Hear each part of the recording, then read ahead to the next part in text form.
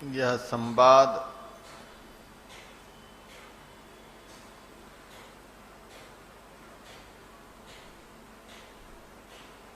आत्मा और अनात्मा से संबंधित है।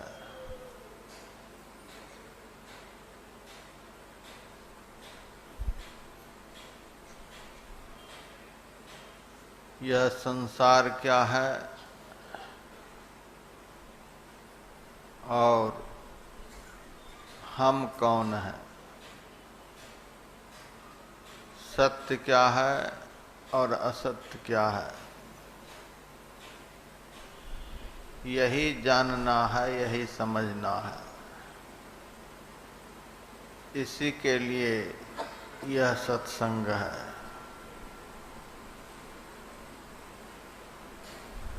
सारी दुनिया की बात सुन लिए, सीख लिए, लेकिन जिस बात को सुने बिना, जिस बात को समझे बिना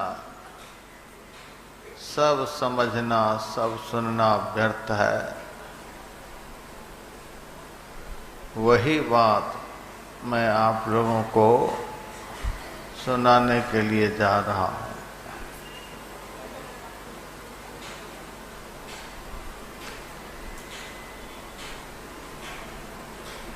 भगवान श्री राम ने अपने प्यारे भक्त हनुमान जी को उपदेश दिया है।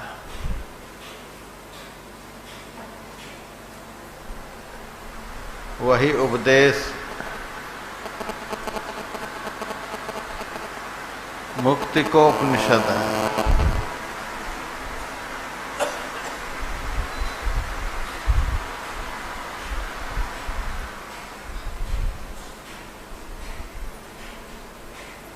हनुमान जी ज्ञानियों में शिरोमणि थे। समग्र शास्त्र विशारद थे। कोई ऐसा धर्म ग्रंथ नहीं जिस धर्म ग्रंथ का उन्होंने अध्ययन नहीं किया था।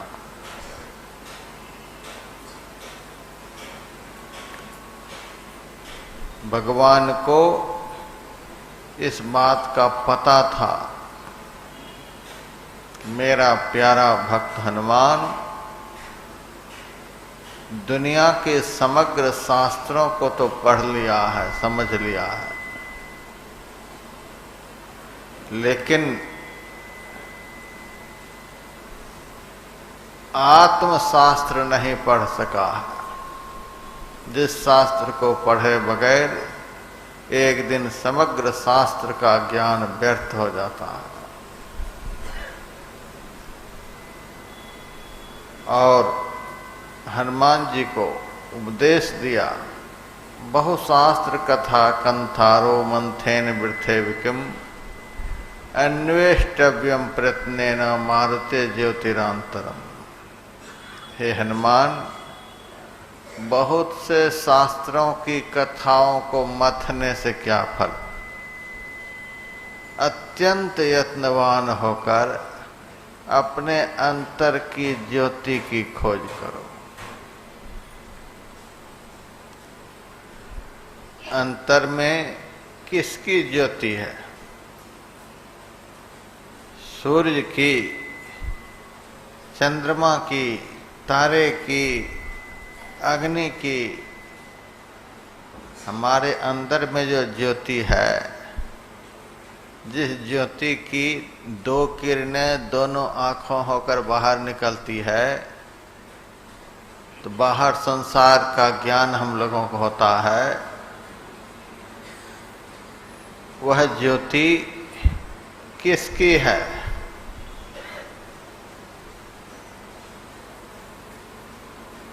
तो आप लोग उस ज्योति के विषय में जानने का प्रयास करें। अंदर में वह किसकी ज्योति है?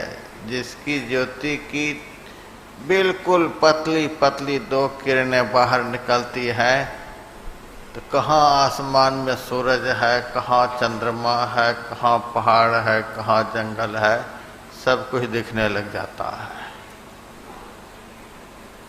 वह अंदर में जो ज्योति है, वह ज्योति किसकी है? कौन देवता अंदर में बैठा है जिस देवता के अंदर से वह ज्योति निकल रही है? उसी देवता का नाम आत्मदेव है, अर्थात वह देव हम ही हैं। हमारी ही ज्योति आँख के माध्यम से बाहर निकलती है तो हमें बाहर का ज्ञान होता है। हमारी ही ज्योति कान में आती है तो कान शब्द विषय का ज्ञान करता है। हमारी ही ज्योति जीभ में प्रवेश कर जाती है तो चमड़े की जिह्वा रस का ज्ञान करती है। हमारी ही ज्योति पैर में प्रविष्ट करती है तो हड्डी और मांस का यह पैर उछलने कूदने लग जाता है, इधर उधर करने लग जाता है। हमारी ही ज्योति हमारे हाथ में आती है तो हाथ से काम होने लग जाता है।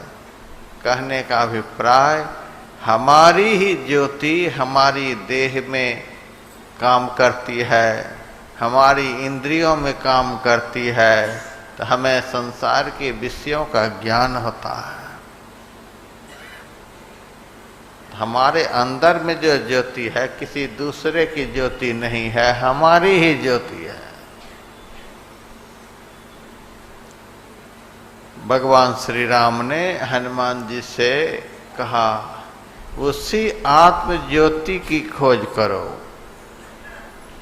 उसी ज्योति के दर्शन से, उसी ज्योति की प्राप्ति से स्वतः समग्र शास्त्र का ज्ञान हो जाता है।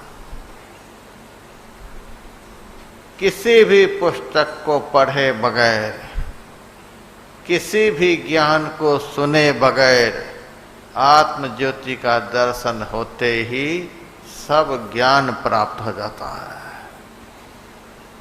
सारा शास्त्र उनके सामने हाथ जोड़े खड़ा हो जाता है।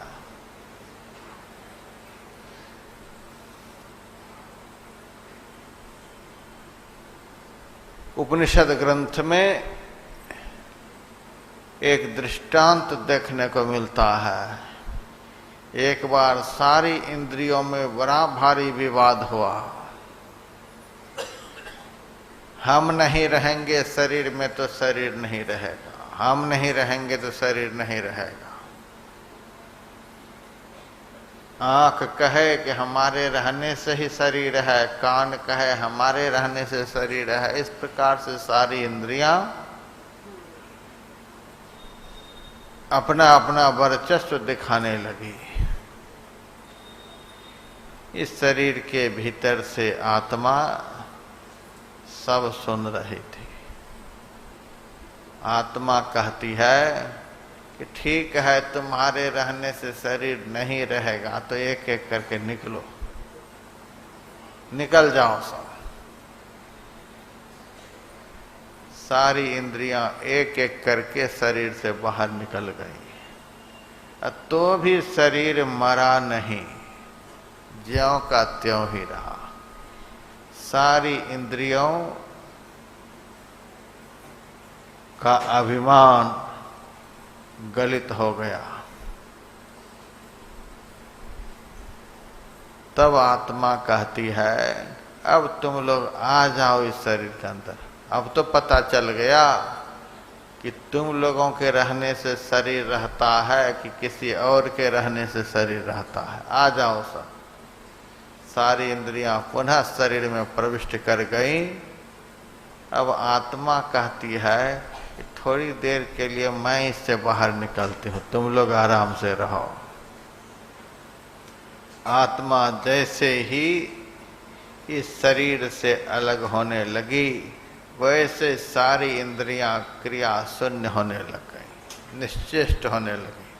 सारी इंद्रियां कहने लगी कि नहीं नहीं, तुम नहीं जाओ, तुम्हारे रहने से ही शरीर है, तुम्हारे रहने से ही हम सब हैं, तुम्हारे बिना किसी का अस्तित्व नहीं है। कहने का अभिप्राय, प्रकाशमय तत्व, ज्ञानमय तत्व इस शरीर के भीतर में दूसरा कोई भी नहीं है, वह हम स्वयं हैं। इसीलिए भगवान श्री राम ने कहा, बहुत से शास्त्रों की कथाओं को मथने से क्या फल, हे वायुसुत अत्यंत यत्नवान होकर अपने अंतर की ज्योति की खोज करो, अर्थात अंतरात्मा की खोज करो। अंदर की ज्योति से तात्पर्य आत्म ज्योति, आत्म प्रकाश, आत्मा में प्रकाश है। हम लोग उतनी गहराई में नहीं जा पाते हैं, इसीलिए विविध उपासनाओं में लगे पड़े हैं। यदि इस विषय का ज्ञान हो जाए तो आगे जो छठ पर्व बिहार में आने वाला है, और धीरे धीरे यह पर्व बहुत राज्यों में बिहार के लोगों के द्वारा फैलता चला जा रहा है, तो उस पर्व पर किसकी उपासना करते हैं? उस पर्व पर सूर्य भगवान की उपासना करते हैं। सूर्य भगवान आकाश में हैं, उनको बहुत तरह के फल दिखलाते हैं, उनको दीपक दिखलाते हैं, अगरबत्ती दिखलाते हैं, न जाने क्या क्या दिखलाते हैं।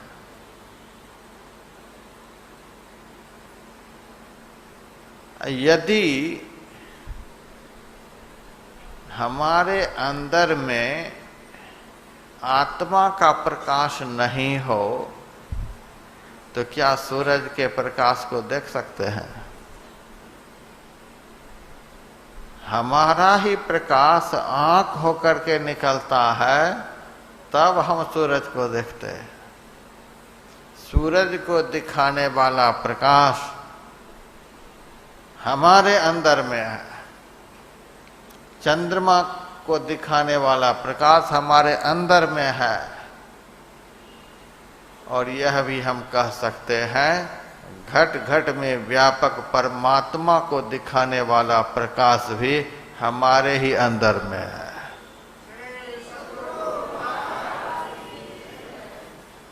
जो कोई रूह आपनी देखा सो साहब को पेखा। जो आत्म प्रकाश का दर्शन कर लेता है तो उसी प्रकाश से परमात्म प्रकाश का दर्शन होता है, परमात्मा का दर्शन होता है। सबसे बढ़कर कौन है सृष्टि में? परमात्मा है। मैं तो सूर्य की उपासना करने वाले भक्तों से कभी कभी पूछता हूं कि तुम लोग बताओ, सूर्य भगवान के पिता का क्या नाम है? तो लोग जवाब नहीं दे पाते। मैं उनसे पूछता हूं, जिनकी उपासना करते हो उनका परिचय भी नहीं जानते, उनके खानदान का नाम नहीं जानते। सूर्य भगवान के पिता का क्या नाम है? सूर्य भगवान के पिता का नाम है कश्यप मुनि। कश्यप मुनि का बेटा सूर्य है। कश्यप मुनि के पिता का नाम क्या है? उनके पिता का नाम है मरीचि ऋषि। मरीचि ऋषि के पिता का नाम क्या है? ब्रह्मा जी। अब ब्रह्मा जी के पिता का क्या नाम है? तो विष्णु भगवान। अब विष्णु भगवान किससे बने हैं, किससे प्रकट हुए हैं? ये त्रिदेव ब्रह्मा विष्णु महेश किससे बने हैं? परम प्रभु परमात्मा से। परमात्मा से ही तीन शक्ति प्रकट हुई। एक शक्ति से सर्जन होता है, एक शक्ति से पालन होता है, एक शक्ति से संहार होता है। तो सबसे बढ़कर कौन हुए? परमात्मा। उस परमात्मा का दर्शन किस प्रकार से होता है? उस परमात्मा का ज्ञान किस ज्ञान से होता है? उस परमात्मा का ज्ञान आत्मज्ञान से होता है। उस परमात्मा का दर्शन आत्म प्रकाश से होता है। इसीलिए कबीर साहब ने कहा, जो कोई रूह आपनी देखा सो साहब को फेंका। एक सूफी संत ने लिखा, इबादत है किसी नासाद को फिर साध कर देना। इबादत है किसी बर्बाद को आबाद कर देना। यही सीखा है सागर हमने मुर्शद के कदम छूकर। खुदा से हो अगर मिलना पता खुद का लगा लेना। तो हमारे अंदर वह प्रकाश है जिस प्रकाश से हम अपना भी ज्ञान कर सकते हैं और अपने से संबंधित परमात्मा का भी ज्ञान कर सकते हैं। भगवान श्री राम ने कहा, अत्यंत यत्नवान होकर तो अपने अंदर की ज्योति की खोज करो, अर्थात आत्म प्रकाश का तलाश करो। उसी प्रकाश से ज्ञान होता है। अपना ज्ञान होता है, परमात्मा का ज्ञान होता है। इसी ज्ञान के लिए, जिस ज्ञान से अपना ज्ञान होता है और अपने से संबंधित परमात्मा का ज्ञान होता है, इसी ज्ञान के लिए जनक जी पूछते हैं, कथं ज्ञान मवापनोति। हे गुरुदेव, आप कृपा करके बतलाइए कि वह ज्ञान कैसे प्राप्त होता है। पुस्तकी ज्ञान के लिए नहीं पूछ रहा है। यदि यह ज्ञान हमें प्राप्त नहीं हुआ तो सब ज्ञान एक दिन अज्ञान में बदल जाएगा। एक साधु घनघोर जंगल में किसी पेड़ के नीचे बैठा हुआ था और व्याकरण का एक धातु डुक्रिय करने, इसका अभ्यास कर रहा था। किसी भी शब्द की सिद्धि के लिए बहुत सारे सूत्रों को लघु सिद्धांत कौमुदी से, सिद्धांत कौमुदी से याद करना पड़ता है। एक एक शब्द को सिद्ध करने के लिए कभी कभी 20-20 सूत्र का समावेश कराना पड़ता है। 20-20 सूत्र के माध्यम से एक एक शब्द सिद्ध होता है। तो बहुत धातु के सूत्रों में से एक सूत्र का नाम डुकरे करने। 90 साल की उम्र उस महात्मा की। पुस्तकी ज्ञान से उनको इतना प्रेम था कि मरने के समय भी उसी में लगा पड़ा था। पेड़ के नीचे बैठा हुआ है, रट रहा है, डुकरी करने डुकरी करने डुकरी करने। हम लोग भी जब पढ़ते थे तो एक एक सूत्र को 20-20 बार रटते थे। एक एक दिन में 50-50 सूत्र को रटते थे।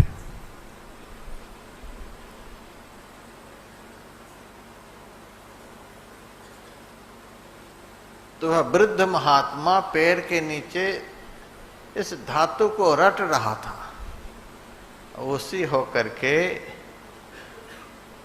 श्री मदाद्य शंकराचार्य चले जा रहे थे। आचार्य शंकर की उम्र उस वक्त 16 साल की थी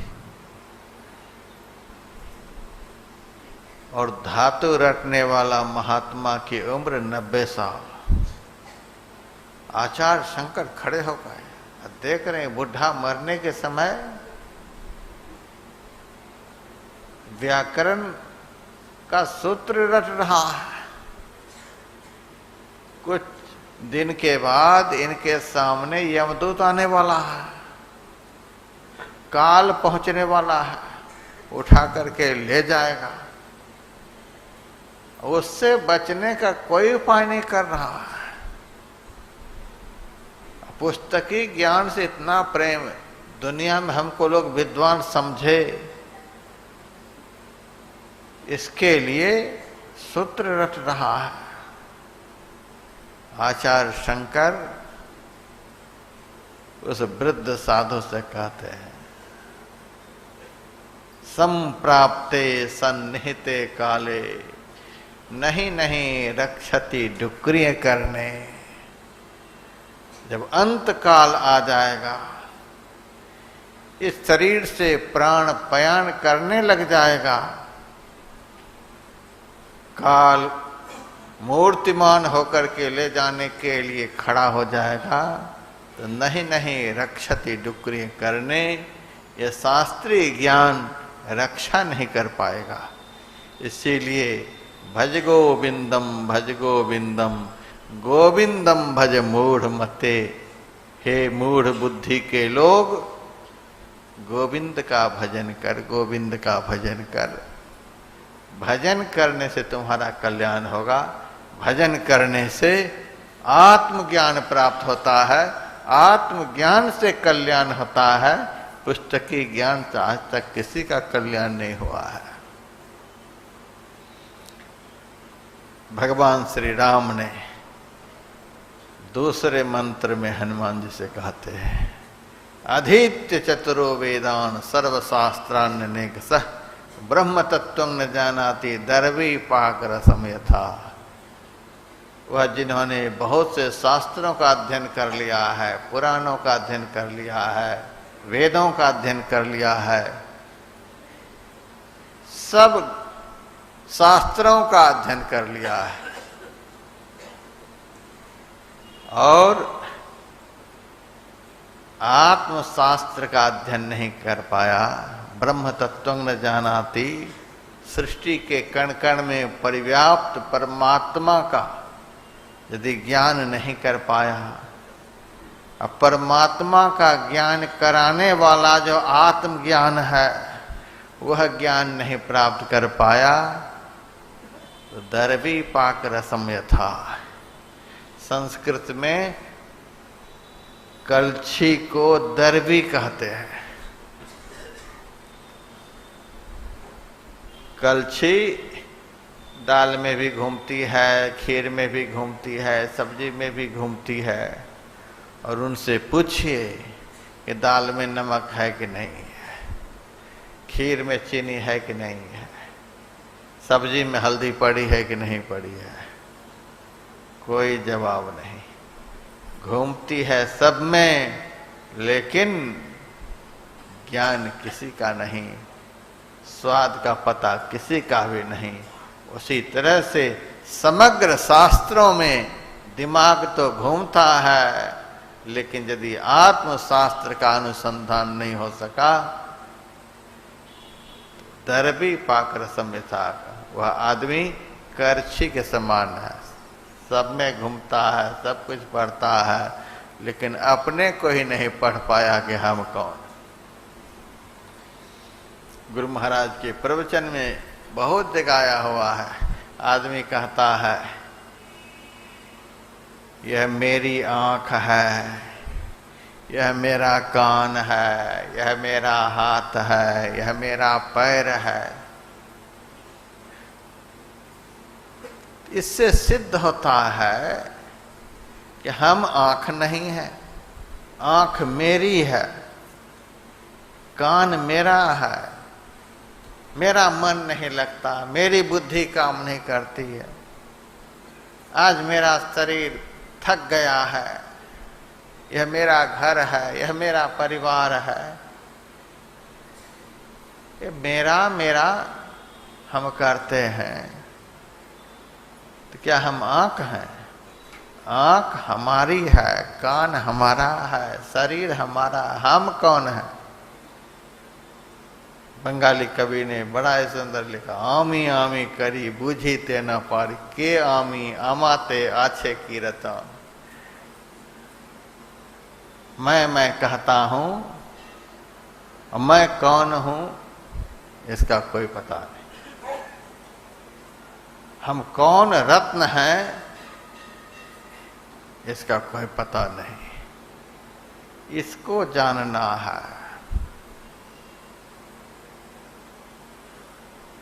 इसी को समझना है। यथार्थ में यही ज्ञान है। यह ज्ञान अभ्यास से प्राप्त होता है, साधना से प्राप्त होता है, भजन से प्राप्त होता है। हम कभी कभी भक्तों को श्रीमद् भागवत महापुराण की कथा सुनाते हैं। श्रीमद् भागवत महापुराण में महात्म्य के रूप में 6 अध्याय और पद्म पुराण से वे 6 अध्याय भागवत में दिए गए हैं। तो भागवत के महात्म्य में भक्ति का प्रसंग आता है कि एक बार देवर्षि नारद जी तीर्थों में भ्रमण करते हुए वृंदावन गए। वहां उन्होंने यमुना जी के तट पर एक परम सुंदरी नवयुवती को देखा। उस नवयुवती को चारों ओर से बहुत सारी सुंदरियां पंखा झल रही थी। वह नवयुवती इस प्रकार से बहुत सारी सुंदरियों के द्वारा सेवित होने पर भी संतुष्ट नहीं थी, जोर जोर से रुदन कर रही थी। देवर्षि नारद जी के मन में हुआ, देखने में तो बड़ी सुंदरी है और बहुत सारी सुंदरियां इनकी सेवा भी कर रही हैं, फिर भी क्यों रो रही है? देवर्षि नारद जी वहां गए और देखा कि उस सुंदरी के सामने ही 2 वृद्ध पुरुष लेटे हुए थे। लेकिन देखकर ही वहां से चलने लगे, कुछ बोले नहीं। तो परम सुंदरी नवयुवती देवर्षि नारद जी से कहती है, भो भो साधो क्षणं तिष्ठ मच्चिंतामपि नाशय। हे साधो, थोड़ी देर के लिए आप यहाँ ठहर जाइए, मेरी चिंता का आप दूर कर दीजिए। देवर्षि नारद जी वापस हुए, वहाँ ठहर गए और पूछने लगे कि देवी तुम कौन हो, तुम्हारा क्या नाम है? और चारों ओर से सुंदरियां जो पंखा झल रही हैं, ये सब कौन है? और तुम्हारे सामने जो 2 वृद्ध पुरुष लेटे हुए हैं, उनका क्या नाम है? वह परम सुंदरी बतलाती है कि मेरा नाम भक्ति है। और चारों ओर से सुंदरियां जो पंखा झल रही हैं, इसमें से किसी का नाम गंगा है, किसी का नाम गोदावरी है, किसी का नाम यमुना है, किसी का नाम सरस्वती है। ये सारी पवित्र पवित्र नदियां हैं जो हमारी सेवा में हैं। देखिए भक्ति की क्या महिमा है। भक्ति की सेवा में धरती पर की सारी पवित्र नदियां सदैव रहती हैं।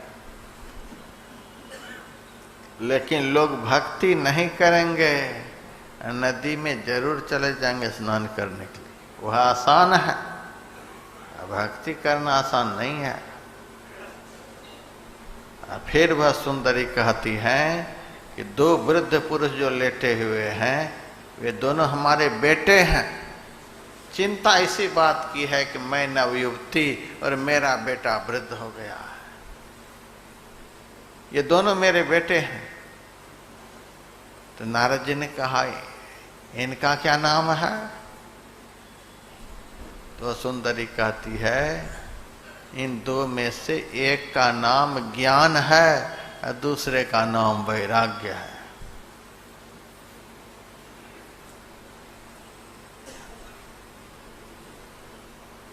तो देवर्षि नारद जी चकित हो गए कि भक्ति के बेटे का नाम ज्ञान और वैराग्य है, लेकिन वहां पर दोनों सोया हुआ है, मूर्छित पड़ा हुआ है। महाराज आप कृपा करके दोनों को जगा दो, दोनों बेटे को जगा दो। इसी बात की चिंता है। मैं नवयुक्ति, मेरा बेटा वृद्ध, और उसमें भी सोया पड़ा है, जगता ही नहीं, इसको जगाओ। देवर्षि नारद जी उन दोनों के कान में वेद पढ़कर सुनाने लगे।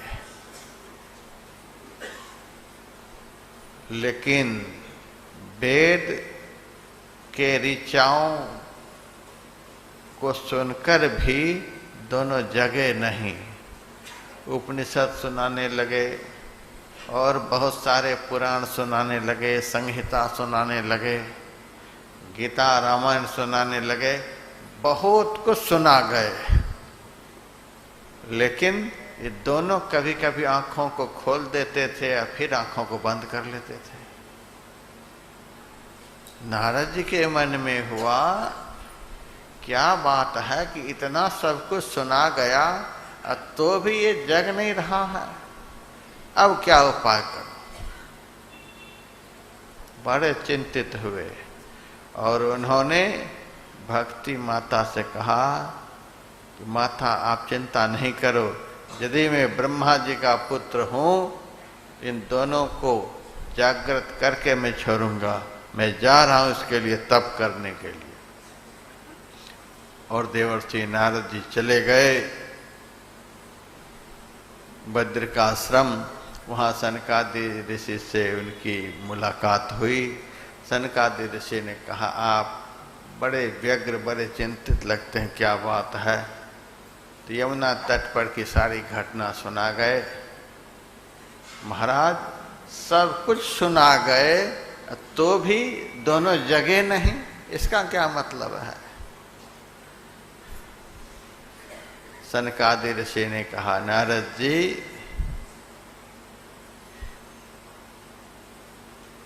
पुस्तकी ज्ञान से यथार्थ में आत्मज्ञान नहीं प्राप्त होता है।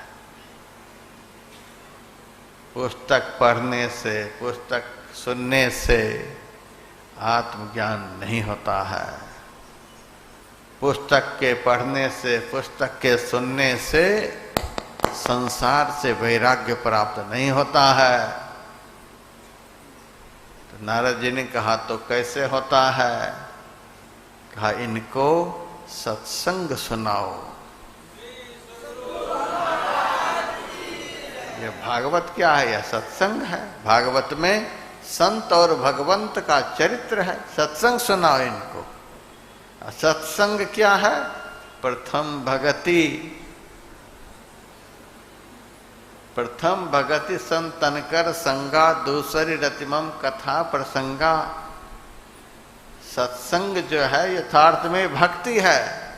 भक्ति करने से ज्ञान जागृत होता है, वैराग्य जागृत होता है।